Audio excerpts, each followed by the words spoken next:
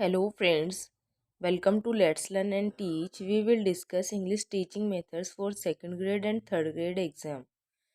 हमने जो पहले टीचिंग मेथड शॉर्ट्स के थ्रू कंप्लीट किए थे 2-3 वीडियो में, आज हम उनका एक लेंथी सेशन रखते हैं। हमने सबसे पहले यही पढ़ा था व्हाट इज लैंग्वेज। लैंग्वेज क्या है? पहला पॉइंट है हमारा, लैंग्वेज इज अ व्हीकल और मीन्स ऑफ कम्युनिकेशन। लैंग्वेज जो है एक ऐसा साधन है जो कि कम्युनिकेट करने के लिए हमारे यूज में आता है, यानी कि बातचीत करके या कम्युनिकेट करके हम अपने विचारों का आदान प्रदान भाषा के थ्रू करते हैं। Number 2 point is it carries our thoughts and feelings. भाषा जो है इसके द्वारा हम क्या करते हैं, अपने विचारों और भावनाओं का आदान प्रदान एक दूसरे से करते हैं। Third point is language is a medium of verbal interaction. Language क्या है? एक वर्बल इंटरेक्शन यानी बोलकर की जाने वाली क्रिया प्रतिक्रिया का एक माध्यम है। Fourth point is it's the system of systems. Language क्या है? तंत्रों का तंत्र है, सिस्टम ऑफ सिस्टम्स है। अब इन सिस्टम्स में कौन कौन से सिस्टम्स आते हैं वो देखते हैं हम। तो इन सिस्टम्स में आते हैं syntax, morphology, wordology, phonetics and semantics. अब देखिए सिंटैक्स क्या होता है।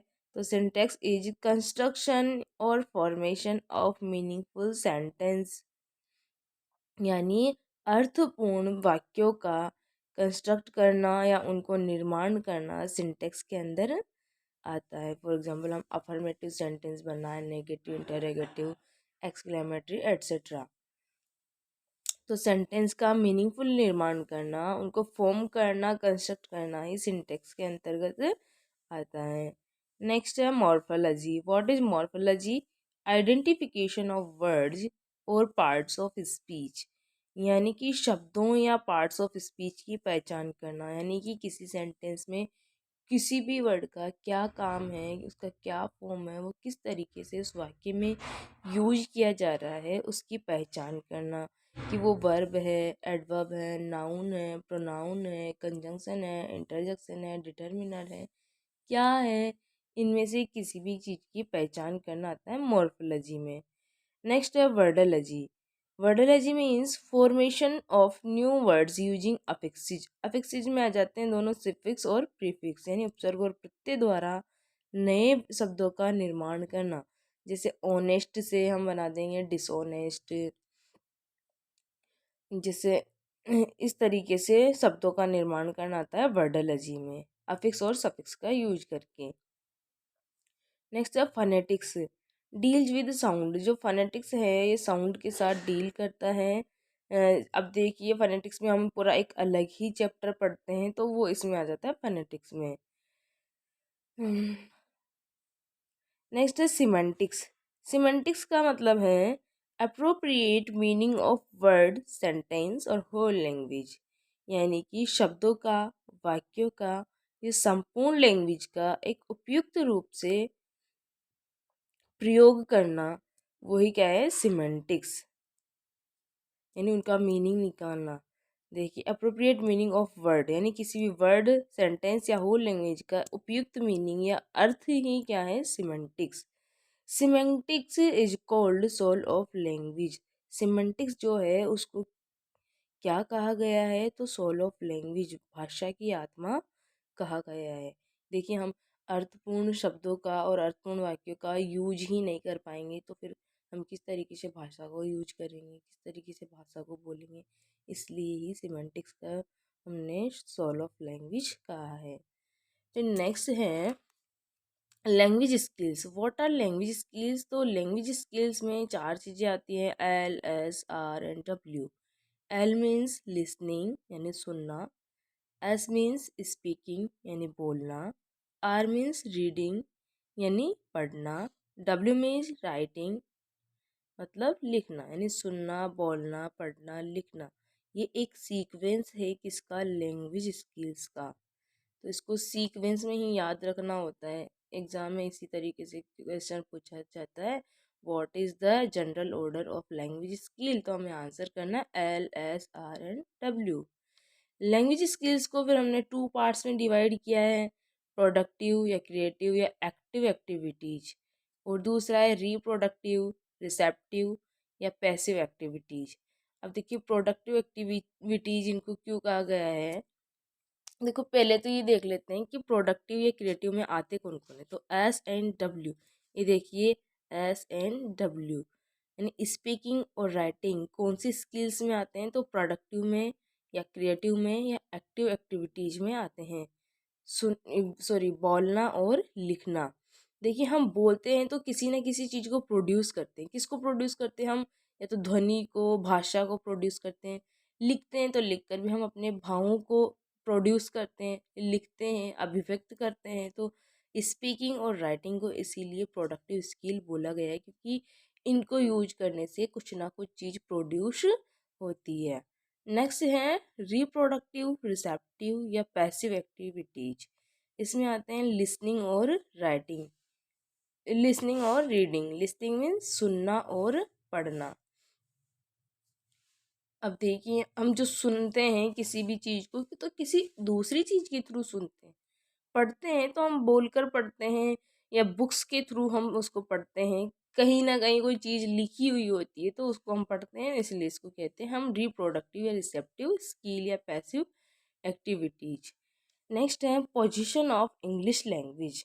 रिसेंट पोजीशन है ये इंग्लिश लैंग्वेज की, कि वर्तमान में इंग्लिश लैंग्वेज की क्या स्थिति है, किस तरीके से इंग्लिश लैंग्वेज को यूज किया जा रहा है, क्या उसका रोल है अभी।